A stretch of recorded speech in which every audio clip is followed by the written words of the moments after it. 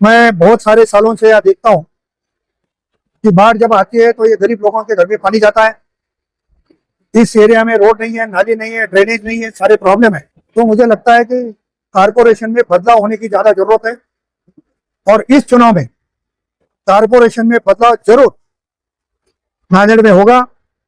मेरे मुस्लिम भाई बहन हो, मेरे दलित भाई बहन हो, वो बड़े पैमाने पर राष्ट्रवादी कांग्रेस से जुड़े जा रहे हैं और इनकी ताकत राष्ट्रवादी के साथ आने के बाद राष्ट्रवादी कांग्रेस पार्टी आगे बढ़ेगी। तो 50-60 साल से राज कौन कर रहा है वो आपको भी पता है और आपको पता होने के बाद जो जिम्मेदार है उसको पूछना चाहिए कि 60 साल में एक ही घर में सत्ता होने के बाद नांदेड़ में वही खड्डे है, वही नाली है, वही ड्रेनेज है और वही बाढ़ आने का एरिया है।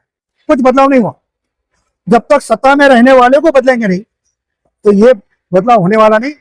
राष्ट्रवादी कांग्रेस अगर महापालिका में आ गई तो मैं आज दावे के साथ कहूंगा कि 5 साल के अंदर इस एरिया का नक्शा बदलने की जवाबदारी राष्ट्रवादी कांग्रेस की रहेगी। ये कौन बोल रहा, किसके हाथ में, किसके हाथ में, कौन बोल रहा? राष्ट्रवादी कांग्रेस का काम अजित दादा पवार देखते हैं, बीजेपी का काम देवेंद्र फडणवीस साहब देखते हैं, शिवसेना का काम एकनाथ शिंदे साहब देखते हैं। उन्होंने किसी के ऊपर जवाबदारी सौंपेंगे तब क्या होगा। अभी किसके हाथ में नहीं है।